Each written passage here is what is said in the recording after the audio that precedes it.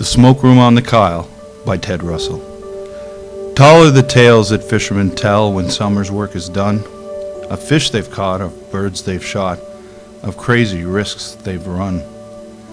But never did a fisherman tell a tale so tall by half a mile as Grandpa Wolcott told one night in the smoke room on the Kyle. With baccy smoke from 20 pipes, the atmosphere was blue. There was many a "have another boy" and "don't mind if I do," when somebody suggested that each in turn should spin a yarn some circumstance he'd personally been in. Then tales were told of gun barrels bent to shoot around the cliff, of men thawed out and brought to life that had been frozen stiff, of bark pots carried off by flies, of pathways chopped through fog, of Woodsman Bill who barefoot kicked the knots out of a 12-inch log. The loud applause grew louder still when Uncle Mickey Shea told of the big potato he grew in Gander Bay. Too big to fit through the cellar door, it lay at rest nearby, until one rainy night that fall the pig drowned in its eye.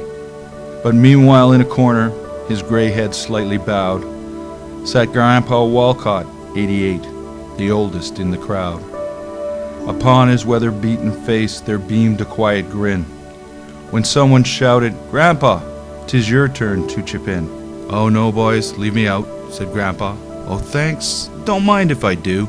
"Ah, well, all right, boys. If you insist, I'll tell you one that's true. It's a story about jigging squids I'm going to relate, and it happened in Pigeon Inlet in 1888. Me, I was just a bedlammer, then fishing with my dad, and prospects for that season, they were looking pretty bad. Now the Capeland scull was over, and that hadn't been too bright, and here was August come and gone, and Narra Squid in sight. Day after day we searched for squid, till dark from the crack of dawn. We dug up clams and cocks and hens, till even these were gone. And still no squid, so in despair we give it up for good, took our gear ashore and went cutting firewood.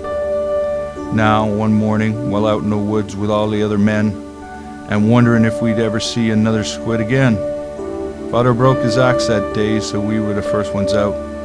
And as we neared the land wash, we heard the women shout, "Come hurry, boys, the squids are in." Well, we jumped aboard our boat and started out the harbor, the only crew afloat. But soon our keel began to scrunch like scraping over skids. "Father," says I, "we've run aground." "Me son," says he, "that's squids." Said he, the jigger, heave it out, and as quick as a flash I did. And soon as it struck the water, 'twas grappled by a squid. I hauled it in, and what do you think? As soon as he crossed the rail, I'll be darned if there wasn't a second squid clung on to the first one's tail, and another clung to that one, and so on in a string. I tried to shake 'em loose, but Father said, "You foolish thing, you've got something was never seen before in Newfoundland. Drop the jigger, grab the string, and haul hand over hand." I hauled that string of squids aboard till the boat could hold no more, and then we hitched in the risings and rowed for the shore. Now the men were coming from the woods. They'd heard the women bawl, but Father said, "Don't hurry, boys, we've squid enough for all." So Uncle Jimmy, he took the string until he had enough, and neighbor-like he handed it on to Skipper Levi Cuff. Well, from stage to stage that string was passed throughout the whole night long, till daylight found it on the eastern point with Uncle Billy Strong. Now Uncle Bill, quite thoughtfully before he went to bed, took 2 half hitches of that string round the grump on his stage head. Next morning Hartley's Harbour heard the news, and up they come in a trap skip with 3 pair of oars to tow the string down home. And when Hartley's Harbour had enough, the following afternoon, that string went on from place to place until it reached Carbonear. Now, what happened to it after that, well, I don't exactly know, but some folks say that it crossed the straits and ended in Fort Tow. Yes, tall are the tales that fishermen tell when summer's work is done, of fish they've caught and birds they've shot and crazy risks they've run.